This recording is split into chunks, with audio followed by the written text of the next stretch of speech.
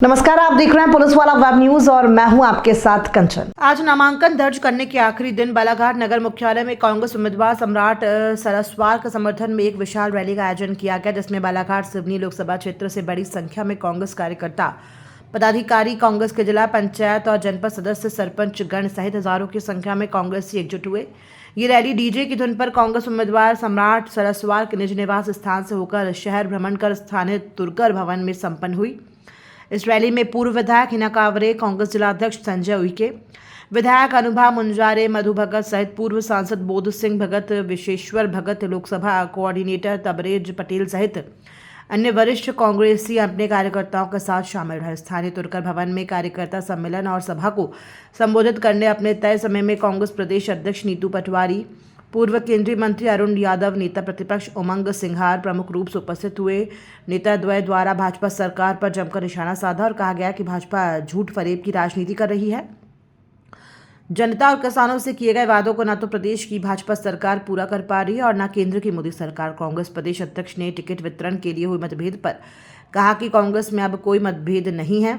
हिना कांवरे मेरी छोटी बहन है, उन्हें इससे भी बड़ी केंद्रीय स्तर की जिम्मेदारी सौंपी जाएगी। इसके साथ ही उन्होंने कहा कि कांग्रेस यदि केंद्र में आई तो देश के किसानों का कर्ज माफ करेगी। साथ ही हर महिला और शिक्षित बेरोजगारों को 8,500 रुपये उनके खातों में दिए जाएंगे। बेरोजगारी और भ्रष्टाचार पर अंकुश लगाया जाएगा। उन्होंने कांग्रेसियों से एकजुट होकर चुनाव लड़ने का वादा लिया।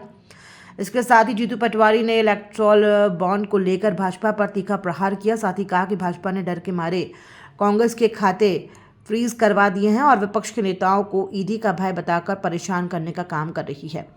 उन्होंने कांग्रेसियों और क्षेत्र की जनता से कांग्रेस प्रत्याशी सम्राट सरस्वार को भारी बहुमतों से विजय बनाने की अपील की। नहीं दिए तो वोट कैसे? आपने कहा था 2700 रुपए गेहूं के नाम देंगे, आपने कहा था 3000। शिवराज सिंह चौहान एक माइक लेते थे साहब, पहले कर्ज लेते थे, फिर पांडाल सजाते थे, फिर माइक लेते थे, फिर ऐसा आगे बनाते थे, पत्रकारों को मालूम होगा, और फिर यूं करते थे। बहनों चिंता मत करना, अभी मेरे पास 1000 है, बाद में 3000 दूंगा। बोलते थे कि नहीं बोलते थे? ये बहने बेटी 3000 मिल रहे होंगे, जब नहीं मिल रहे तो वोट कैसा? शर्मियाती को वोट मांगते हुए आपने 450 के गैस सिलेंडर का बोला था। कांग्रेस पार्टी ने निर्णय लिया है इन बहनों की भावनाओं को ध्यान रखते हुए बालाघाट की सारी बहनें मेरी जरा सब अपने अपने मोबाइल निकालो और मेरी बात सब दूर फैलना चाहिए। बालाघाट की सभी बहनें मेरी कांग्रेस को वोट दो। जैसे ही कांग्रेस की सरकार बनेगी 8,500 रुपया हर बहन के खाते में कांग्रेस पार्टी डालेगी हर महीने। बालाघाट के सभी युवा साथियों जिसने ग्रेजुएशन किया, जैसे ही कांग्रेस की सरकार बनेगी, वो चाहे बीजेपी का कार्यकर्ता क्यों नहीं हो, याद रखो, अगर उसने ग्रेजुएशन कर लिया तो 8,500 रुपया कांग्रेस पार्टी पक्की पहली नौकरी देगी। कांग्रेस पार्टी ने निर्णय लिया सारे किसान भाइयों जो धान लगाते हैं, हम मिनिमम सपोर्ट प्राइस लागू करेंगे। बीजेपी 3100 रुपए नहीं दे सकती है, कांग्रेस पार्टी 3100 रुपए धान का दाम केंद्र से देगी। सब किसान भाइयों से मेरा आग्रह है कि एकजुट होकर भारतीय जनता पार्टी को इस बात के लिए है कि जो बोला वो किया नहीं, जो बोला वो झूठ बोला। और कांग्रेस की जो अपनी पुरानी परंपरा है न्याय की, अंतिम छोर पर बैठे हुए गरीब और सबसे पीछे रहने वाले इंसान की मदद की हम अपना वादा निभाएंगे। सरस्वार जी जरा खड़े हो जाओ, इधर ये सरस्वार जी चुनाव नहीं लड़ रहे, ये हाथ जोड़ेंगे, पेट छुएंगे। भारतीय जनता पार्टी ने बॉन्ड के माध्यम से अरबों रुपए इकट्ठे कर लिए और कांग्रेस के खाते सील कर दिए। पता है ना आप लोग? अरे करेगी करे, पता है ना? हमारे पास पैसा कम होगा, हम आपके पैसे लेंगे और आपको वापस देंगे, आपसे चंदा लेंगे और आपको देंगे, हमारे पास पैसे नहीं है। सरस्वार जी ध्यान रखना, जान छोड़ दे।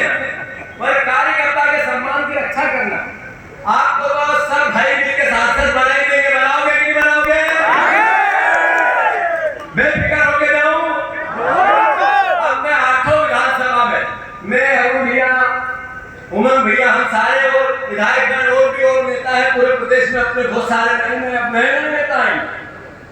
हम सब अलग अलग भी आएंगे, एक साथ भी आएंगे, 8 विधानसभाओं में अपनी अपनी वार्तालाप करेंगे और हर हालत में बालाघाट कांग्रेस का परचम लहरे इसकी कोशिश पूरी ताकत से करेंगे। करोगे कि करोगे? फिर से साधुवाद, धन्यवाद, भारत माता की जय, कांग्रेस पार्टी जिंदाबाद। आपको नहीं मिले, ये है इनकी मोदी की गारंटी, ये है भाजपा सरकार की गारंटी। लेकिन मैं आपको कहना चाहता हूं कि जो नए मुख्यमंत्री बने हैं, आपको भी किसी को नहीं पता है मुख्यमंत्री कहां से आ जाएंगे। महाकाल की नगरी से निकल के आए, लेकिन अभी भी मुख्यमंत्री से ऐसा लगता है कि महापौर है। उज्जैन के मुख्यमंत्री कभी प्रदेश की, कभी विधानसभा में बात नहीं करते, सिर्फ उज्जैन की बात करते। उज्जैन में ये होना चाहिए, उज्जैन में ये होना चाहिए। अरे प्रदेश के किसानों क्या, प्रदेश की बहनों पर क्या, जो आपने 3000 रुपए की बात करी लाडली बहनों को देने के, उनकी क्या बात है? उन किसानों को समर्थन बोलने की बात नहीं करते, उन युवाओं की प्रदेश में बात नहीं करते, इनको नौकरी की बात करने की क्या गारंटी ये लोग कहते हैं। मैं आपसे इतना ही कहना चाहता हूँ, चंद शब्दों में बातें बहुत सारी है, लेकिन मैं आपको एक बात दिलाता हूँ कि आने वाले समय में हम सब विधायक मिलकर, बालाघाट के सब विधायकों ने मेरे से भी बात करी थी, अगली विधानसभा में ये मुद्दा उठेगा कि आपकी माइनिंग का पैसा आपके विकास के लिए बालाघाट में खर्च होगा। यही बात को मैं आपके आज फंड में लेके जा रहा हूँ, ये मैं आपको कहना चाहता हूँ। धन्यवाद।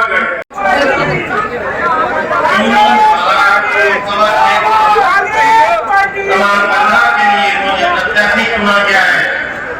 सबसे पहले मैं धन्यवाद देता हूँ अपने शीर्ष नेताओं को, जिन्होंने मुझे इस लायक समझा और एक बहुत बड़ी जवाबदारी मुझे दी। आज हम लोगों ने फॉर्म भरा है और हमारा हौसला बढ़ाने के लिए हमारे प्रदेश अध्यक्ष आदरणीय जीतू पटवारी जी, साथ ही हमारे नेता प्रतिपक्ष उमंग सिंगार जी, अरुण यादव जी, हमारे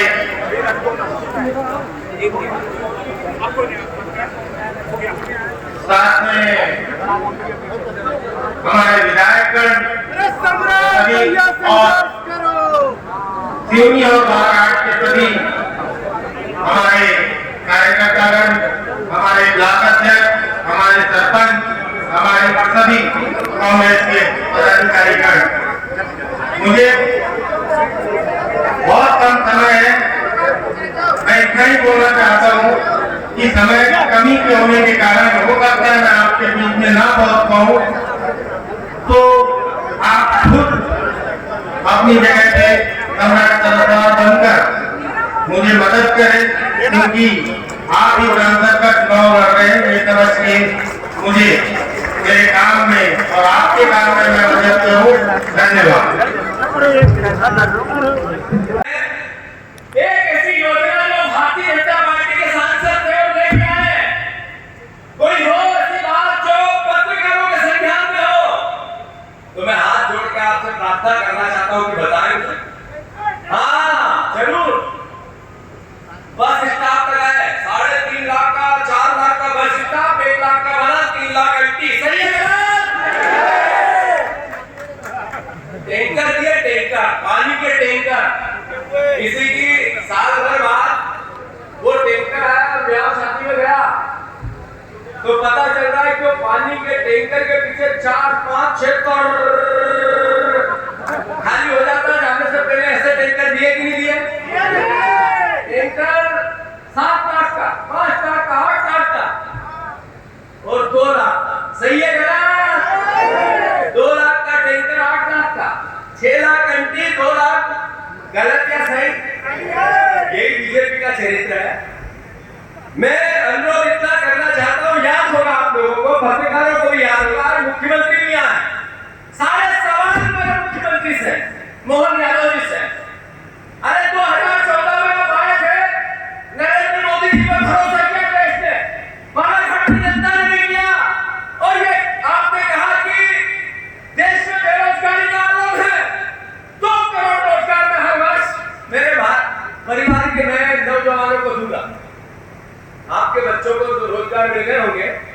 अरे मिल गए क्या?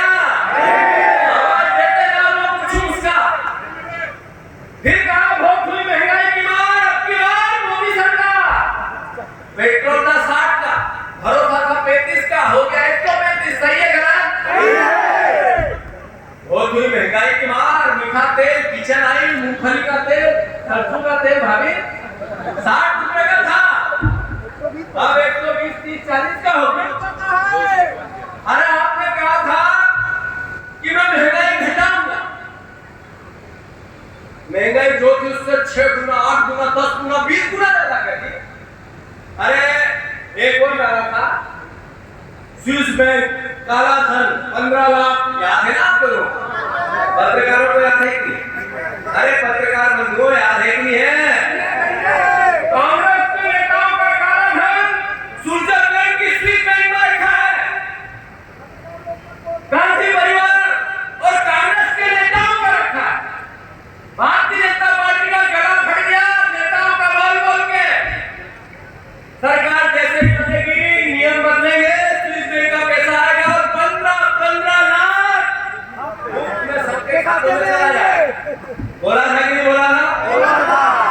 स्विस बैंक की लिस्ट नहीं आई, एसबीआई की लिस्ट आई। एसबीआई की लिस्ट भारतीय जनता पार्टी ने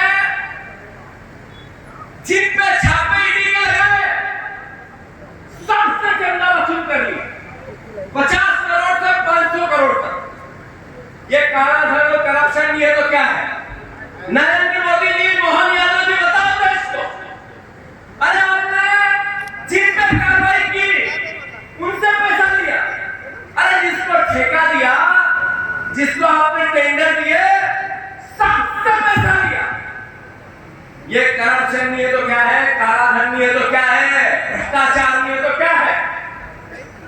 अरे नरेंद्र मोदी जी, देश को आपको बताना पड़ेगा, मैं कोई आगे है न कोई मेरे पीछे, मैंने खाऊंगा न खाने दूंगा। आपने इतना खाया